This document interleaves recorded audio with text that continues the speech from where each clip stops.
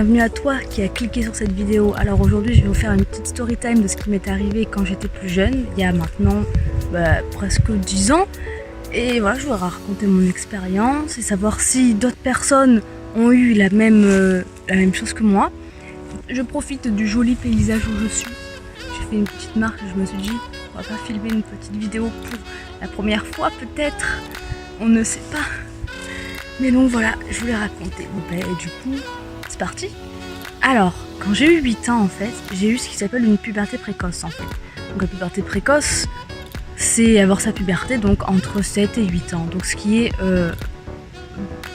très tôt comparé à la puberté normale. Et donc j'ai commencé, donc ce qu'on appelle la puberté précoce, c'est avoir des seins qui poussent pour les filles, et des poils qui commencent à pousser aussi, donc très tôt. Moi c'est ce qui m'est arrivé, j'ai commencé à avoir les seins qui poussaient. Donc ma mère a commencé à s'inquiéter en fait, sachant qu'en plus ma soeur elle commençait à avoir la puberté aussi, mais qui avait quand même 6 ans de plus, donc elle en avait 14, donc elle commençait à avoir tout ça, et moi à 8 ans je commençais à avoir tout ça aussi. Donc ma mère a commencé à se poser des questions, je suis allée voir un médecin, tout ça, et donc du coup il m'a diagnostiqué puberté précoce. Qu'est-ce qui m'est arrivé? J'ai eu un choix à faire en fait, c'est moi qui ai choisi par contre, donc soit on ne faisait rien, et ma puberté allait continuer, j'allais avoir mes règles à 10 ans, mais 10-11 ans même pas. Et le seul truc c'est que ma croissance allait s'arrêter à mes 12 ans. Donc là je me suis dit non, j'ai pas envie déjà que j'étais pas très grande à cette époque là, donc j'ai pas envie de rester petite. Donc je vais faire quelque chose, je vais enlever ça, je vais arrêter ma puberté. Parce qu'en plus j'étais pas prête, pour moi j'étais encore un bébé, je pouvais pas me dire que j'étais une jeune femme en fait. Donc j'ai décidé d'arrêter ça. Donc c'était soit ça, soit avoir un traitement pour arrêter cette puberté précoce. Donc qu'est-ce qu'on a fait?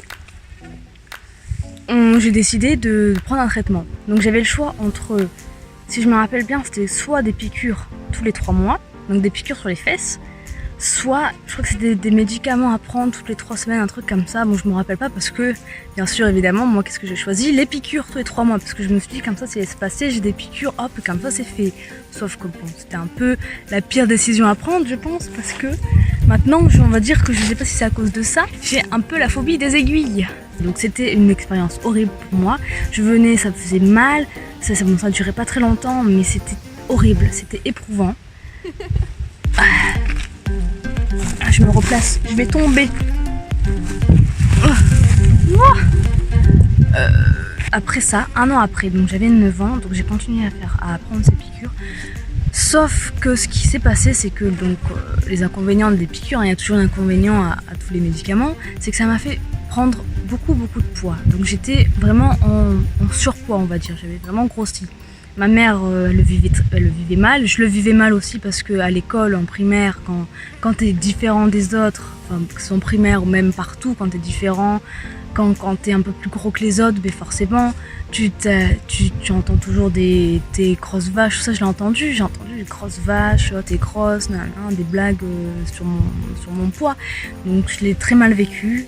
Donc ma mère a décidé d'arrêter ce traitement, donc j'ai arrêté le traitement. Ensuite, j'ai eu de la chance, on va dire. Je suis allée en colo, donc j'avais 10 ans, 11 ans. Donc j'avais arrêté le traitement, j'étais toujours un peu grosse. Et j'allais rentrer en 6e en fait. Et à ce moment-là, je suis allée dans une colonie en fait, où je suis restée 2 semaines. Et moi, les colonies en fait, je vis très mal les colonies, je vivais très mal d'être loin de chez moi, tout ça, et donc du coup je ne mangeais presque rien. Donc pendant ces 2 semaines j'ai perdu quand même 4 kilos, donc j'avais 4 kilos en trop que j'ai pu perdre dans cette colonie. Et je me rappelle bien dans cette colo d'ailleurs, un garçon qui m'avait dit, c'était la fin de la première semaine, donc il y avait eu une espèce de boom à chaque fin de semaine, à chaque fois il y a des fêtes, des booms, tout ça à la colonie. Donc du coup il y avait un garçon qui m'avait dit, t'es jolie comme fille, ah t'es jolie toi, c'est dommage que tu sois grosse. Je l'avais tellement mal pris, cette méchanceté gratuite des enfants, ils se rendent pas compte du mal que ça peut faire. Et donc là quand j'ai vu ça, j'ai très mal vécu. Mes premières règles, je les ai très mal vécues. Je voulais pas, pour moi je pouvais pas être une femme à 11 ans, je me suis dit je suis encore une enfant. Je peux pas être une femme à 11 ans. Et ça m'est arrivé comme ça, j'ai pas eu le choix. Et j'ai quand même arrêté de grandir après 12 ans quand même, je sais pas. mais on va dire que ça fait très longtemps que j'ai toujours la même taille et que je mesure actuellement 1m55, donc ce qui est assez petit, on va dire, hein. Donc voilà, on va dire que la puberté précoce m'a servi quand même à retarder quand même à retarder le moment d'être une femme en fait. Parce que même si pour moi c'était trop tôt, à 11 ans, si j'avais rien fait, ça aurait peut-être été plus tôt. Et là, je l'aurais encore moins assumé. Donc d'un côté, ça m'a été utile de faire ça, même si j'en ai énormément souffert. Voilà, aujourd'hui, maintenant ça va, tout va bien, mais je voulais vous partager ça, mon expérience sur ce que c'était la puberté précoce et comment moi je l'ai vécu. Donc voilà. Ah, le vent. Putain, mais je me fais bouffer par les moustiques, c'est un truc de malade. Ah bah super quoi, j'ai fait une petite marche tranquille, je voulais me poser, faire une petite vidéo pour la première fois, essayer de me mettre sur YouTube. Si j'arrive à poster cette vidéo, si j'arrive à assumer, mais bon, des fois il faut croire en soi, et croire en ces histoires, et croire. Hein, voilà, bref. Si cette vidéo t'a plu, tu peux mettre un pouce bleu, et tu peux t'abonner pour avoir de prochaines vidéos. Si jamais tu as eu comme moi une puberté précoce, et si jamais tu veux raconter toi aussi ton histoire, tu peux le mettre dans les commentaires ou m'envoyer carrément un mail dans un mail privé que je vais mettre dans la description. Et je pourrais, si jamais ça plaît, si jamais des gens m'en parlent, je pourrais raconter ton histoire, sans dire qui tu es, hein, je pourrais raconter ton histoire anonymement et en faire une autre vidéo pour voir que nous sommes pas seuls, parce qu'il y a quand même 20% des filles qui ont la puberté précoce, c'est dans mon entourage. Bon après ça se dit pas, moi je le dis pas, oh, j'ai une puberté précoce, c'est vrai que ça se dit pas, mais dans mon entourage, c'est vrai que je crois que j'ai entendu parler que d'une fille. Les filles que j'ai rencontrées, donc ça fait beaucoup quand même. J'ai rencontré beaucoup de filles, bon, il y en a qu'une que j'ai cru entendre qu'elle avait une puberté précoce. Donc je me suis sentie bien d'un côté, je me suis dit, oh, elle a eu comme moi une puberté précoce.